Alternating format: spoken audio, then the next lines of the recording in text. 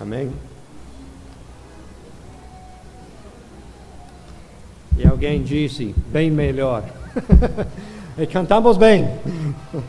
E será ainda bem melhor.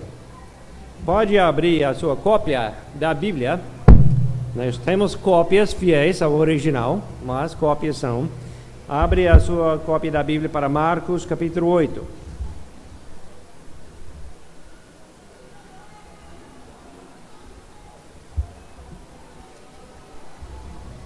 Nós temos um trecho precioso aqui.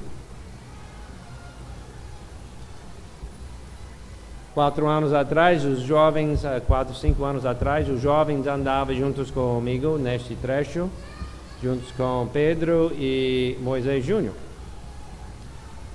de Marcos, o livro de Marcos.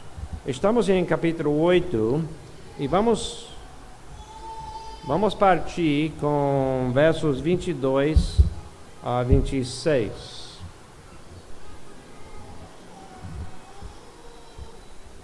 Então chegaram a Betsaida e lhe trouxeram um cego. Rogando-lhe que o tocasse, Jesus, tomando o cego pela mão, levou-o para fora da aldeia e, aplicando-lhe saliva aos olhos, impondo-lhe as mãos, perguntou-lhe: vês alguma coisa?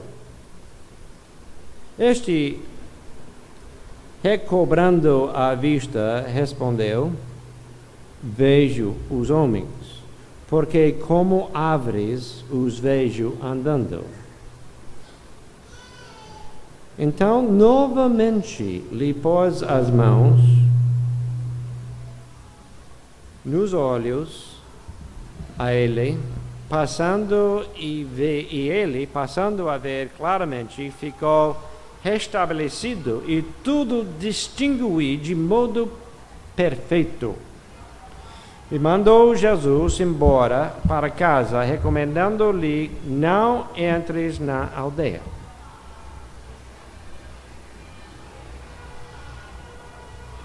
Quando lemos um trecho assim, nos deixa com perguntas. E quando encontramos um trecho na Bíblia, entendendo que a palavra de Deus é viva e eficaz e é a verdade, e exatamente o que Deus quis comunicar conosco, então quando encontramos um trecho que nos estranha, não entendemos bem, eu digo, devemos prestar atenção e refletir, meditar, orar, estudar, esperar, orar mais e procurar entender por que Deus colocou aquele trecho aí. O que Deus está querendo comunicar por meio disso? O que eu devo ver que não estou vendo? Vamos orar. Oremos. Ó Senhor, damos graças por Tua palavra preciosa e suficiente para tudo que necessitamos. E confessamos que prestamos pouco atenção, às vezes pouco valorizamos a Tua palavra. E às vezes achamos que uns trechos não aplicam-se a nós e passamos por cima e não lemos e não prestamos atenção. Nos perdoe. Nos perdoe, porque achamos que faltamos alguma coisa quando fizemos isso e necessitamos de Ti. Necessitamos ouvir a Tua palavra poderosa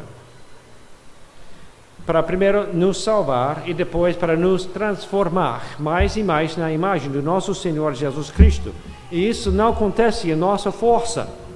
Precisamos de Ti. Precisamos da Tua palavra. Toda palavra das Escrituras. Então, nos ajude a entender melhor este trecho. Prepare nossos corações para que sejamos humildes, submissas pessoas à Tua palavra. Pronto para seguir a Ti. pronto deixar-te nos examinar em nossos corações. Então faça a tua boa vontade e bom trabalho em nós hoje à noite. Pedimos em nome de Jesus. Amém. Quando tentamos entender um trecho, sempre lembramos, é bom ver no contexto imediato, versos antes e depois, e os capítulos antes e depois, e finalmente no contexto da Bíblia, claro que faz parte da Bíblia. Mas nós vamos ver um passar bem rápido, um esboço de alguns eventos que já aconteceu pelo livro de Marcos, o homem Marcos escrevendo, inspirado por Deus, nos dando a letra inspirada. É a palavra de Deus que é inspirada. O Marcos foi guiado pelo Espírito quando ele escreveu. Do modo que o que Marcos acabou de escrever é exatamente o que Deus quis comunicar para nós. Assim, a palavra é viva e eficaz. Não só para aquela época, mas para agora, para hoje, para nós. Então, vamos ver no contexto. Se você abre a folha para trás um pouco e você só rever o subtítulos aí dos capítulos. Capítulo 6, verso 34 a 44. Houve a primeira multiplicação de pães e peixes. 5.000 homens, mais mulheres e crianças. 5.000 homens, mais pessoas ainda. Comeram, foram fartos, satisfeitos naquela vez. Depois disso, Jesus andava sobre o mar, capítulo 6, 45 a 52. Lembramos a história. Pedro quis andar com Jesus. Jesus deu a ele licença. Ele saiu do barco, andava no mar, Pedro. Até que ele olhava as circunstâncias, o vento e as ondas, e é instrutivo para nós, para não ficar olhando a nossa situação, nossas circunstâncias, mas sim olhar para Jesus. E assim Pedro fez. E Jesus poupou ele, salvou ele, que ele estava já afundando.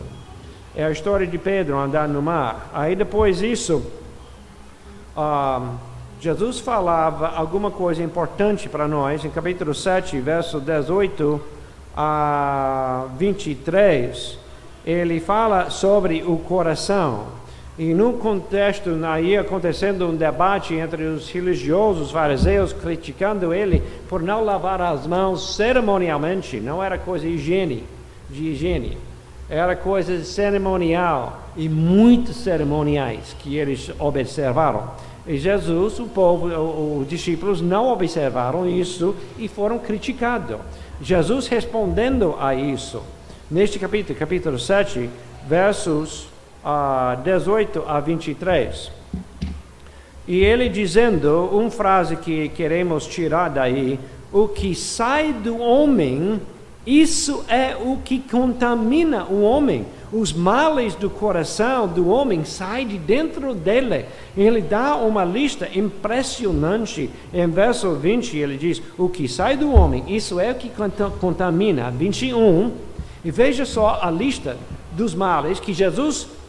Não é uma lista completa, é uma lista de itens que sai do coração do homem, que faz o homem, que contamina o homem, que faz o homem pecador, que são pecados. E estes pecados origem no coração. Jesus dizendo, porque de dentro do coração dos homens é que procedem os maus desígnios, a prostituição, os furtos, os homicídios, os adultérios, a avareza, as malícias, o dolo, a lascívia, a inveja, a blasfêmia, a soberba, a loucura.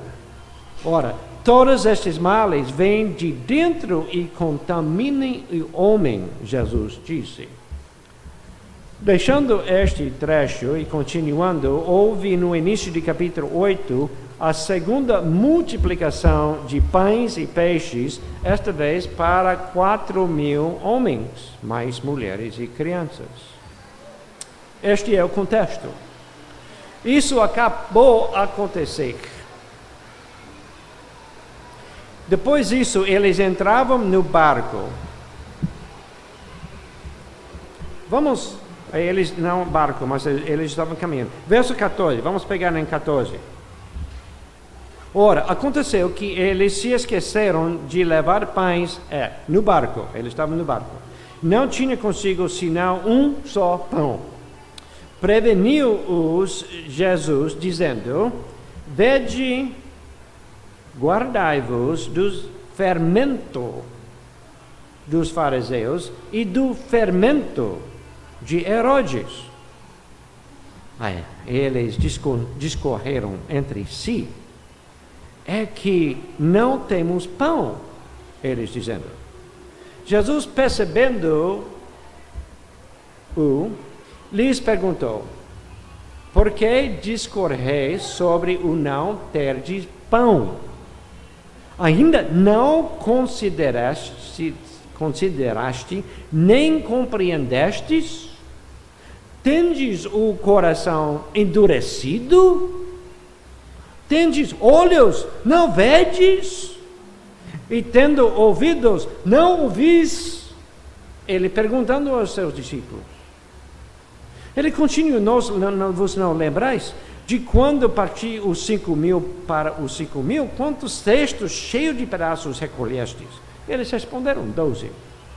E quando parti os 7 pães para os 4.000, quantos cestos cheios de pedaços recolhestes? Responderam-se: 7. Ao que lhe disse: Não compreendestes ainda?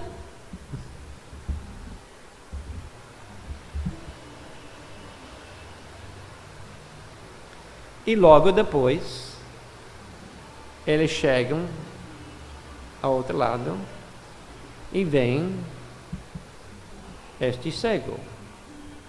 E Jesus cura o cego em 2 etapas, 2 passos. É a única vez. Não se acha outro exemplo disso. Em que Deus faz um milagre em 2 passos assim.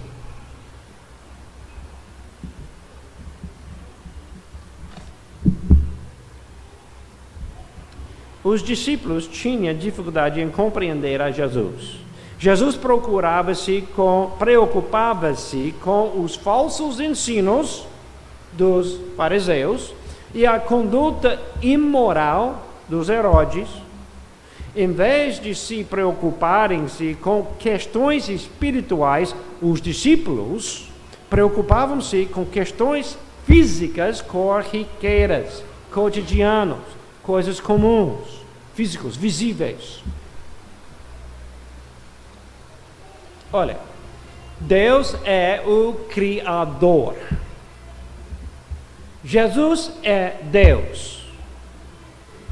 Ele é bem capaz para providenciar os nossos verdadeiros necessidades. E para os discípulos naquele momento, não era questão do pães, ou pão, ou ter algo para comer. O perigo maior não é de faltar pão, mas sim de crer na mentira. Somos criaturas criados na imagem de Deus, criados com a capacidade de adorar a Deus. E naturalmente adoramos algo. A questão é o que adoramos. Aquele que adoramos é aquele que cremos é a verdade. Enfim, Jesus soube isto, que o perigo maior é o engano. O engano para que a gente crê, a gente adora algo que não é Deus em nossas vidas, em nossos corações. Devemos crer na verdade e entender e pensar à luz da verdade. E devemos ter cautela, porque facilmente somos enganados no modo de a gente pensar. A cura de um cego em Betsaida. Esta história de cura de 2 etapas é a única vez na Bíblia que Jesus cura um homem em 2 etapas, em etapas quaisquer. É a única vez que Jesus fez um sinal de milagre em 2 passos. E de novo perguntamos, por quê? Eu pergunto mais uma pergunta. Quem está cego? Quem está cego? Mas você responde, claramente, é o cego, diz aí, o cego, ele é cego. Ele pergunta, quem está cego? É o homem mesmo de Betsaida? Ou há outros? É só o homem? Ou Jesus ensina algo para os próprios discípulos por meio deste visual que ele fez diante deles para lhes ensinar algo sobre eles que eles não podiam ver?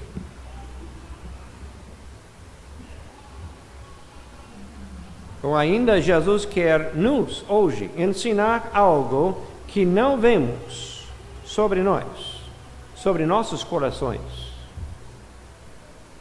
Por que Jesus o curou em etapas? Há várias pessoas que têm tentado responder a isso e usando isso como um escárnio, dizendo que ele não tinha poder, ele não tinha bastante poder. Aí podemos imaginar, faltamos algo na primeira tentativa. E talvez ele esqueceu alguma coisa, não fez certo, na maneira certa, alguma coisa. Ou ele falhou, ele não fez, ele não falhou, ele simplesmente falhou. O homem não tinha bastante fé, é o homem, o cego de Betsaida. E isso ouvimos de muitas igrejas que ensinam, você quer algo de Deus, só pede a Ele e você vai ter, só tenha fé.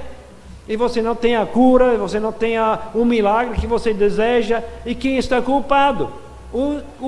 As igrejas que ensinam disso, que não é a verdade, isso é engano, ensinam que a culpa é sua, você só precisa ter mais fé. Então podemos dizer para este homem, você faltava bastante fé, por isso Jesus não podia curar você a primeira vez.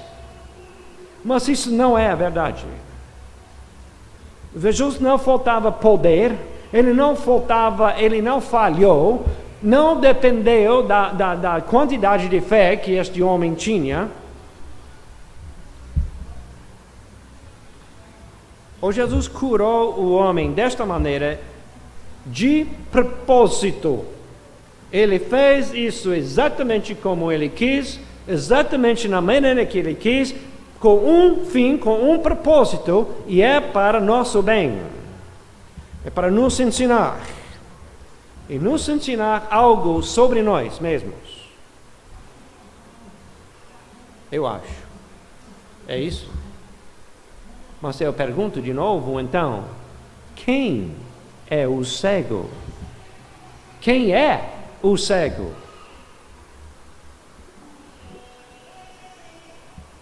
A história dá continuidade. 27 a 33.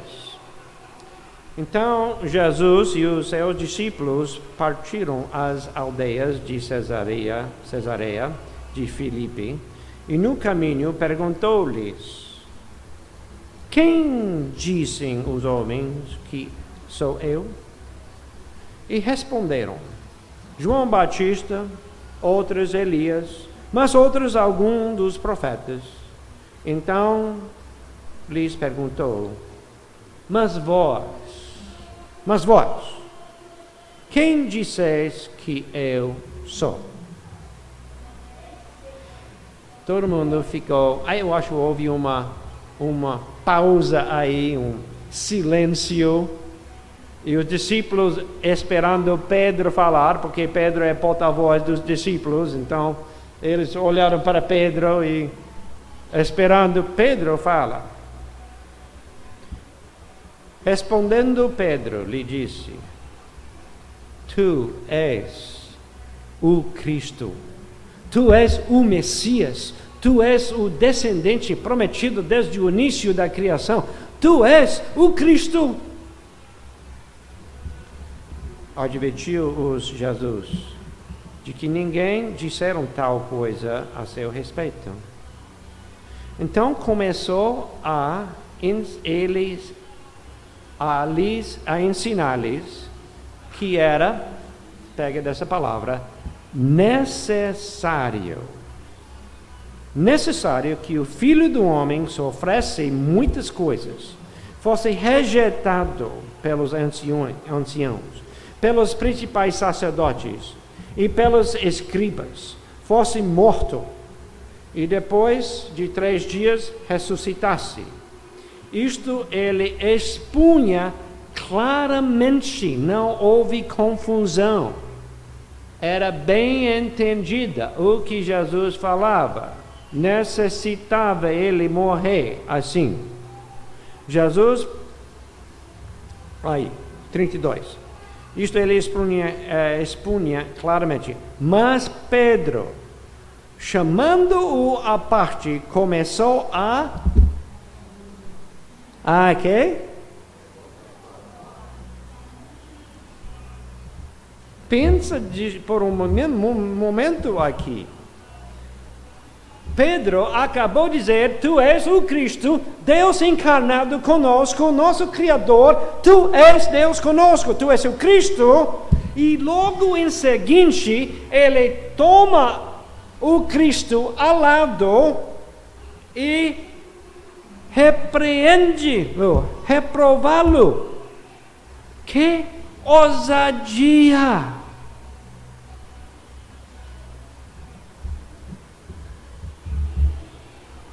Mas antes que a gente joga pedras contra Pedro, devemos reconhecer que devemos nos perguntar quantas vezes nós temos feito a mesma coisa. Quantas vezes nós temos visto a vontade de Deus para nós, e nós levando Deus para o lado e dizendo, não Deus, não é assim. Não é assim. E Pedro falava para Jesus naquele momento, para de falar sobre a cruz e sofrimento. Tu és o Cristo. Nós cremos que tu és Deus. Tu já estás reconhecendo isso, é verdade. Então para dessa coisa de falar sobre sofrimento e a cruz. Tu vais reinar, e nós ao seu lado, e vai expulsar os romanos. É isso que vai fazer. É isso que Pedro quis. E quantas vezes nós colocamos nosso desejo diante de Deus e reprovamos a Deus dizendo está errado, deve fazer o que eu quero.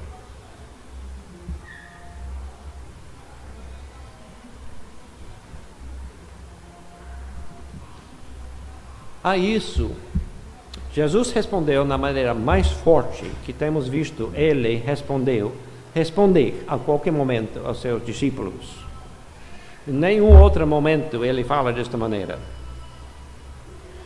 Jesus, porém, voltou-se e fitando os discípulos, e nota que Pedro falou, mas Jesus, sabendo que ele, porta-voz, falou sobre a vontade dos discípulos, ele voltou para os discípulos todos.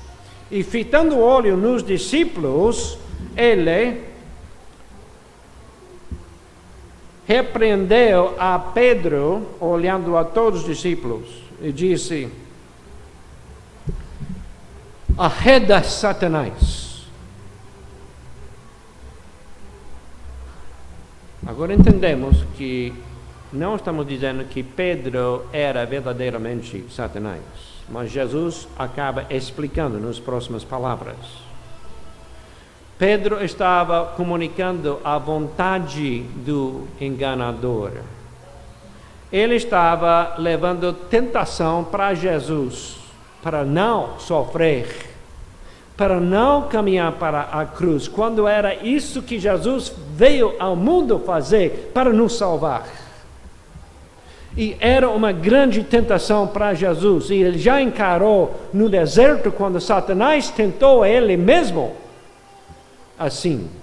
Agora o seu próprio discípulo falando disso, o discípulo falando as palavras que representavam a vontade do inimigo, para desviar Jesus do seu propósito, morrer por nós, em nosso lugar.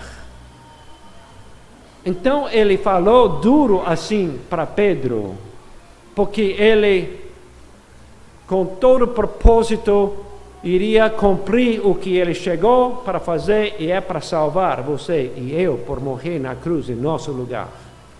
Então ele diz: arreda Satanás. E ele explica: porque cogitais das coisas, isso é pensar as coisas do homem, não de Deus. Não cogitais das coisas de Deus, e sim dos homens.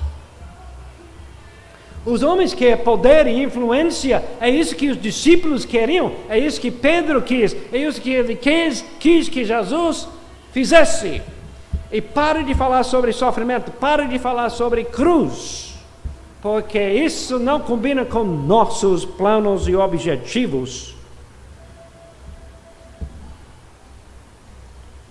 São pensares dos homens.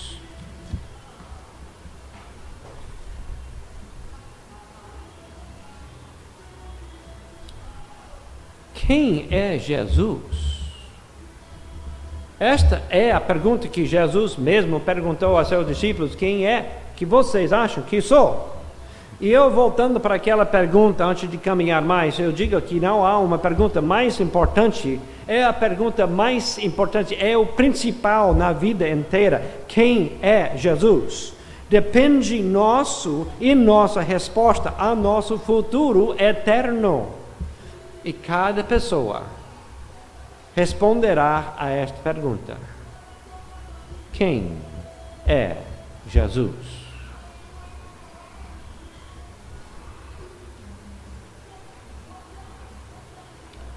A resposta disso, e podemos dizer facilmente: mas eu creio que Jesus é o Senhor, Ele é Cristo, Ele é o Senhor. Mas eu digo logo que o fruto das nossas vidas mostra a realidade da nossa crença. A minha verdadeira crença sobre Jesus se vê pelo fruto que vem da minha vida, que vem do meu coração. O fruto da minha vida em palavras e ações habituais. Eu creio que Jesus é o Senhor da minha vida. Verdadeiramente eu creio disso. Meu Criador, meu Redentor e Salvador. Ou eu me justifico pelos raciocínios da minha mente, a atividade do meu homem interior, raciocinando, me justificando, achando-me eu bem. É isso que os fariseus fizeram. Eles fizeram seus cerimoniais, suas coisas religiosas, e eles se acharam bem com Deus. Eles se justificaram. Eu fui para a igreja tantas vezes, eu li a palavra, eu fiz isso, eu fiz outra coisa, eu cantei música.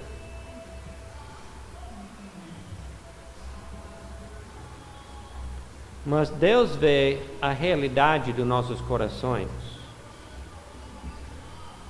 E a realidade do meu coração se mostra pelas minhas palavras, minhas ações, a minha conduta, as minhas reações aos momentos mais difíceis.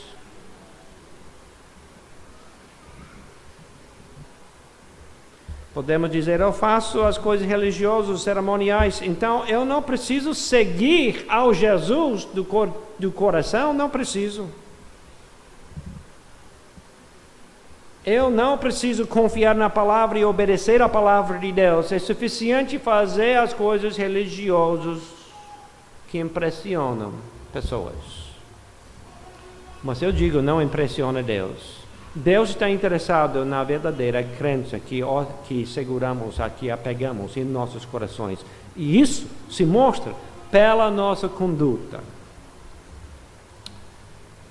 Eu tenho uma lista de 12 coisas, 12 itens que ilustra, descreve pensamentos que não agradam a Deus. Pensamentos que possivelmente e facilmente podemos pensar que não agrada a Deus. Eu acho que não haverá tempo para passar pelos todos 12. Se alguém deseja olhar, eu tenho aqui e você pode me pedir, eu dou para vocês. Mas eu dou alguns exemplos. Vamos lá. Valorizar possessões dentro do contexto que os discípulos estavam valorizando bens, poder, influência humana. Valorizar possessões materiais, poder e influência sobre outras pessoas e engrandecimento do meu nome, meu próprio nome, tudo o que é voltado para mim, são pensares que não agradam a Deus. Isso em vez de se negar e seguir ao Jesus como meu Senhor e Salvador da minha vida. Tudo o que não é a verdade não agrada a Deus. Tudo que é engano e falsa crença, tudo que não é afirmado pela palavra de Deus, a verdade. A palavra é a verdade, não contém a verdade. A palavra é a verdade. E toda verdade é avaliada à luz deste. Isso é a verdade. E se eu creio alguma coisa que não combina com as Escrituras, então eu creio no engano ou falsa crença. Terceiro, eu creio que Deus vai me dar uma coroa por meio de Jesus Cristo que morreu por mim sem dificuldade, sem sofrimento. Eu posso crescer em Cristo, eu posso crescer e ser mais semelhante a Cristo no meu viver, na minha conduta, sem sofrimento.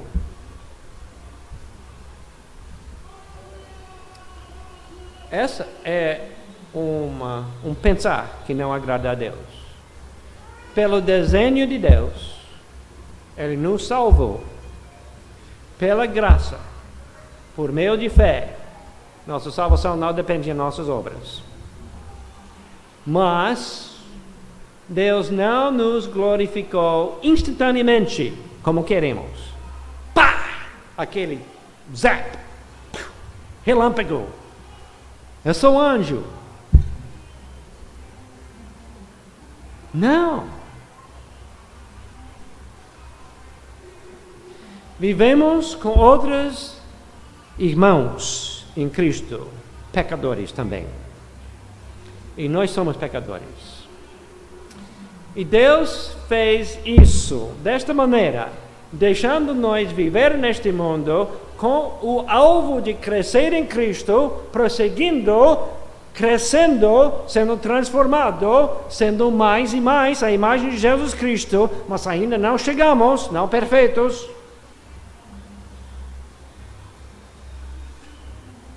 Por razões que Deus acha melhor. E Ele é sábio, Ele é bom, Ele é poderoso.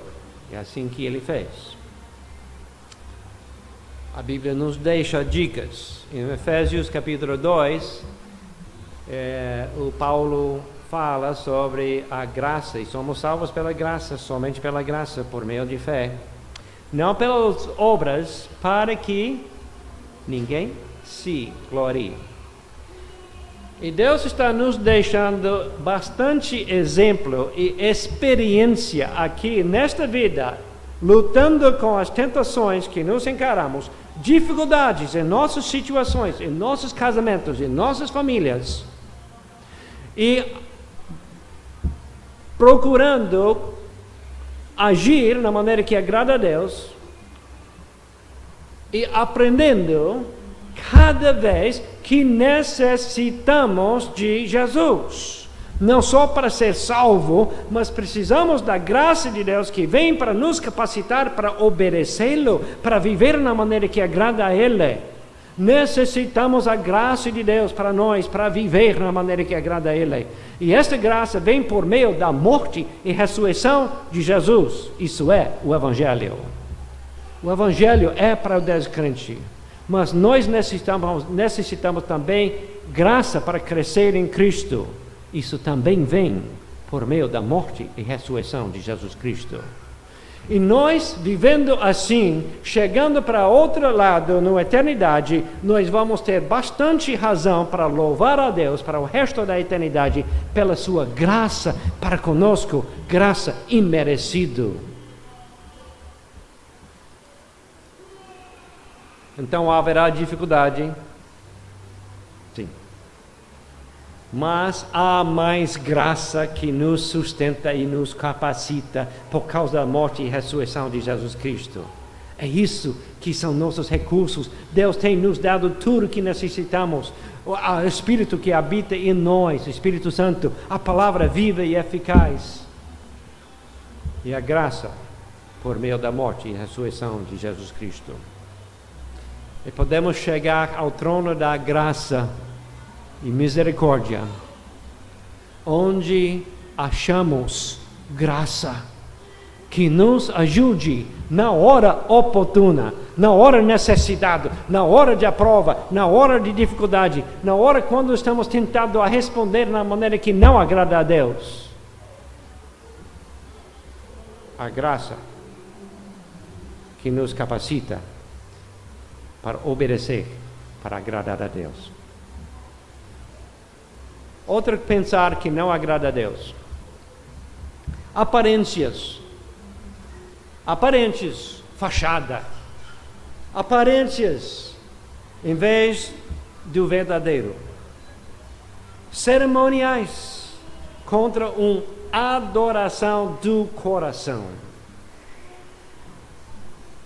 Eu gosto daquele trecho em Samuel, quando Samuel está ungindo o próximo rei, aí Deus está escolhendo o próximo rei, e nós sabemos agora que é Davi, mas Samuel não sabe, e tem a família Jessé, e todos os irmãos bonitos, grandes, impressionantes, musculosos, tudo de forma, altos.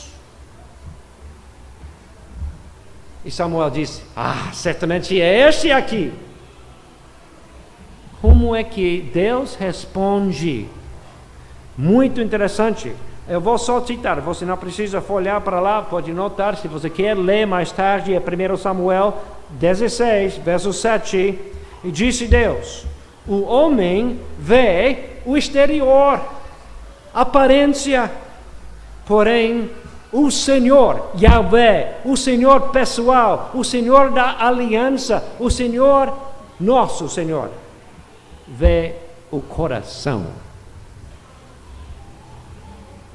E nós somos impressionados pelo exterior, pelo visual, pelo que ouvimos e vemos. E Deus está interessado no coração. E a adoração a Ele, que origem de um coração puro, dedicado a Ele. Mais um. Isso é só 5. Julgar pelas aparências. Outra facilidade nossa. Nós vemos um homem, faz isso, ouvimos isso, e chegamos à nossa conclusão, ele é assim.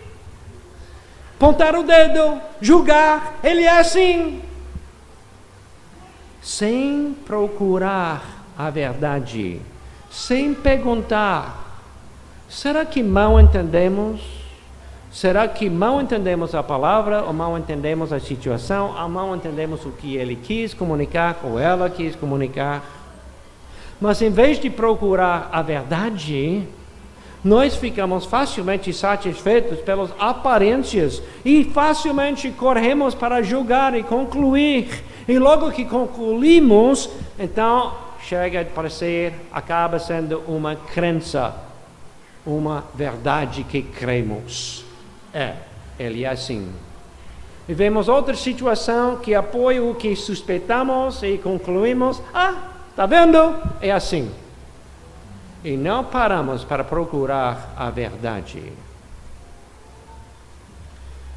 Estes são pensamentos que não agradam a Deus. O Pedro tinha pensamentos que não agradavam a Deus. Vimos como os discípulos no início eram cegos de fato que Jesus é Deus. Eles não entenderam. Eles não entenderam. Jesus, o Cristo, é Deus, mas eles não entenderam. Eles não entenderam o que Jesus era mesmo. O Criador, o Todo-Poderoso. Com a confissão de Pedro neste trecho, foi reconhecido pelos discípulos que Jesus é Deus, sim. O Messias, o Cristo, sim. Mas a cegueira dos discípulos persistia em parte. Eles poderiam ver umas coisas claras. Jesus é Cristo. Isso certo. Pedro viu assim, mas só a metade da verdade. Ninguém entendeu, ninguém quis entender que Jesus tinha que sofrer na cruz por nossos pecados e ressurgir da morte para que possamos mudar, seguir a Jesus em obediência à sua palavra. Isso é o Evangelho.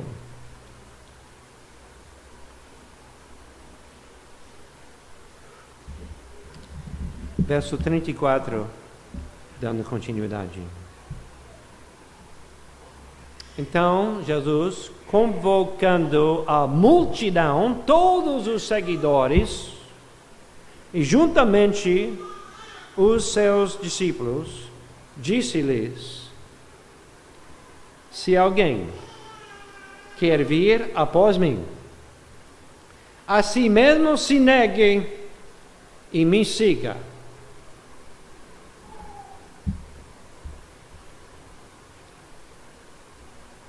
Eu sei que sua Bíblia tem tomar a cruz, mas não há três coisas aí.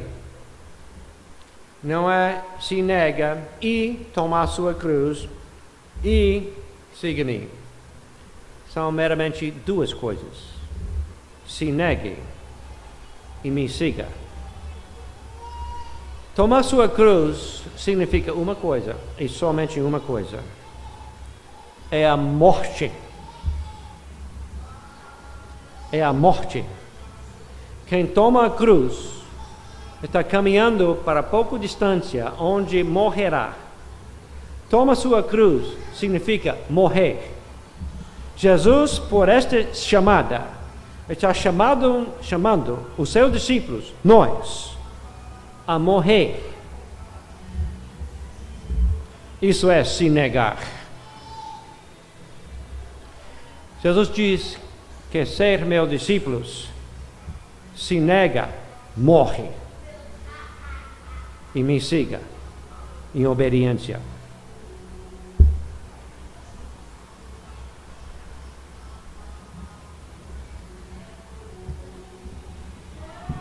Que é necessário seguir a Jesus? Como entendemos? Quero completar a leitura. Vamos completar. Ele continua a dizer, quem quiser, pois, salvar a sua vida, perdê-la-á. E quem perder a vida por causa de mim e do Evangelho, salva-la-á. Que aproveita ao homem ganhar o mundo inteiro e perder a sua alma. Que daria um homem em troca da sua alma? Porque qualquer que nesta geração adúltera e pecadora se envergonhar de mim e das minhas palavras, também o Filho do Homem se envergonhará dele quando vier na glória de seu Pai com os santos anjos. Dizia-lhes ainda, em verdade vos afirmo que dos que aqui se encontram, alguns aqui de maneira nenhuma passarão pela morte até que vejam ter chegado com poder o reino de Deus. Pausamos só para orar mais uma vez. Ó Senhor, nos ajude a entender a tua chamada para teus discípulos. Tu estás falando não somente para seus discípulos, apóstolos naquela época, mas sim por meio da tua palavra viva e eficaz, está falando para nós hoje à noite, aqui em Acupe, aqui em Salvador, na Bahia, em Brasil. Nos ajude a entender com clareza o que diz para nós. Em nome de Jesus, oramos. Amém. O que diremos então? Como entenderemos esta chamada? O que necessita para seguir a Jesus? O que é necessário? O que não significa jejuar para a Páscoa. Não significa se negar de sorvete por um mês. Isso será triste para mim. Não significa não comprar aquele vestido ou aquela camisa ou aquela coisa. Isso não é se negar, o que ele fala aqui. Se negar fala sim do que enche o coração. O que toma o lugar de Deus na sua vida, no teu coração. O que está ocupando o espaço que pertence a Deus no teu coração. Jesus disse, a pergunta, resumindo Deuteronômio, os mandamentos, qual é o primeiro mandamento? Disse, amar a Deus com todo o teu coração, alma, espírito, homem interior. Marcos acrescenta, força. E amar ao teu próximo, pessoa mais perto para você. Como já amas a si mesmo. Já ama demais a si mesmo. Agora ama o seu próximo. Se negar, fala assim, dizer não para aquela coisa que enche o teu coração, que toma o lugar de Deus no teu coração. Os desejos, as motivações e crenças que apegamos e seguramos em nossos corações, que impede nosso crescimento em Cristo. Se negue nestes pontos. Significa aceitar responsabilidade pessoal, moral, por seus pensamentos, o que passa na sua mente, palavras que saem da sua boca e ações que saem da sua vida, conduta. Lembra, falando dos casamentos, os votos dos casamentos. Os votos de casamento são para a vida até a morte nos separe. E é para cumprir exatamente isso. É isso que devemos.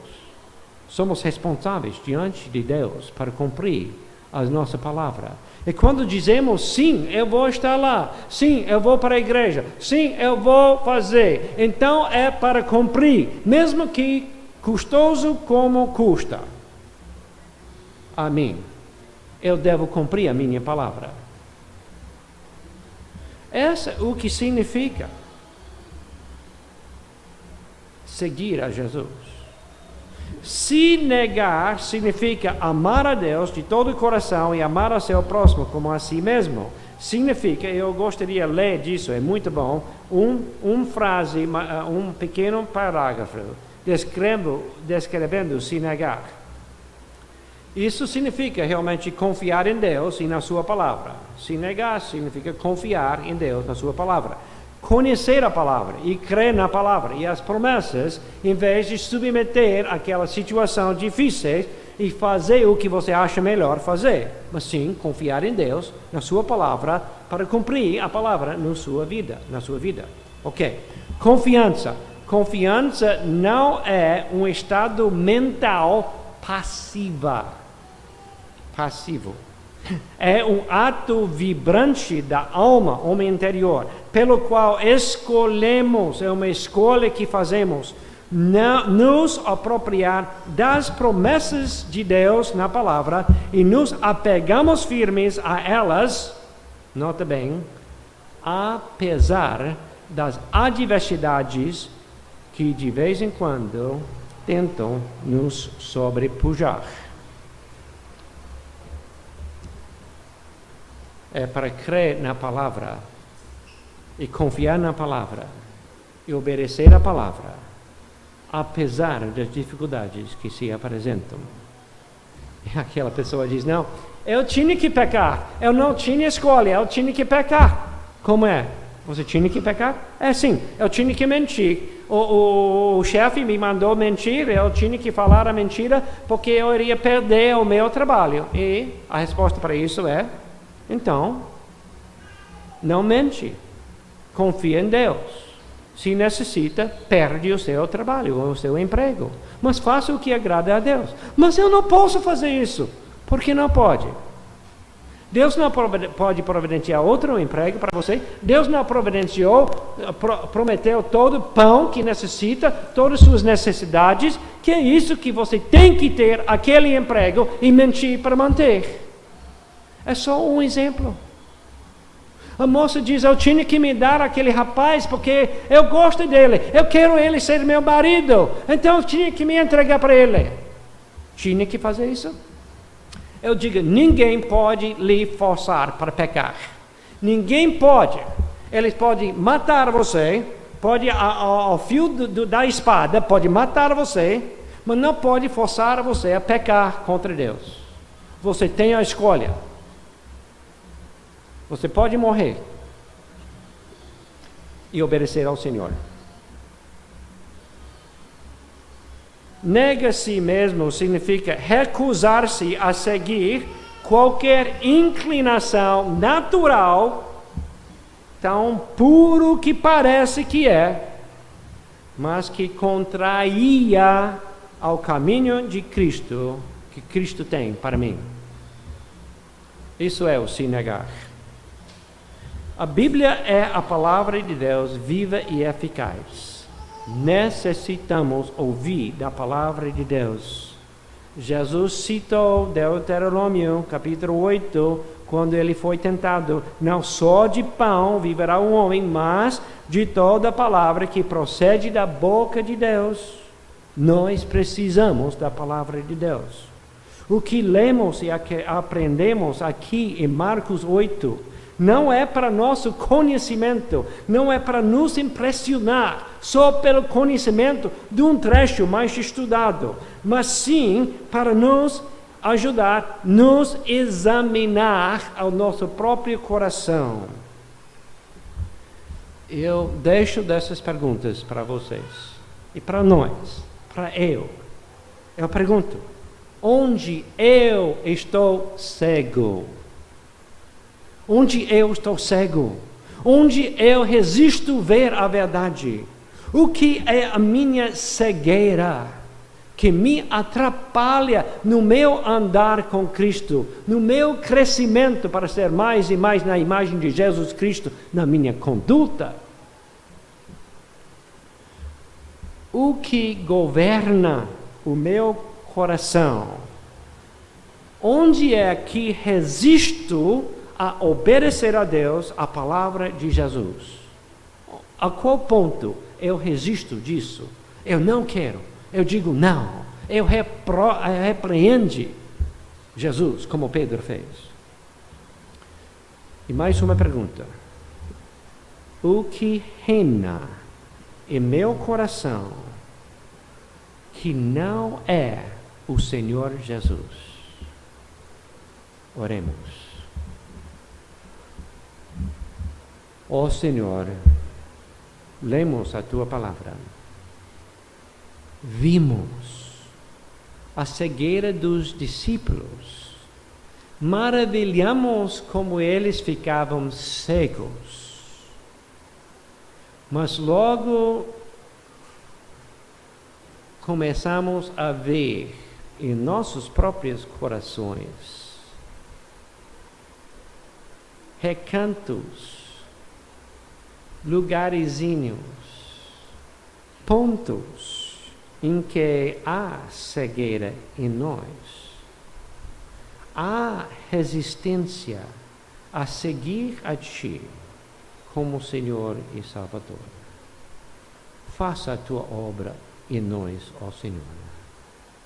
Pelo poder da cruz, nos transforma cada vez mais na imagem do Teu precioso Filho, ó Deus, Jesus Cristo, nosso Senhor e Salvador. Em nome dele, em nome de Jesus, em que reside toda a autoridade nos céus e na terra, em nome de Jesus oramos. Amém.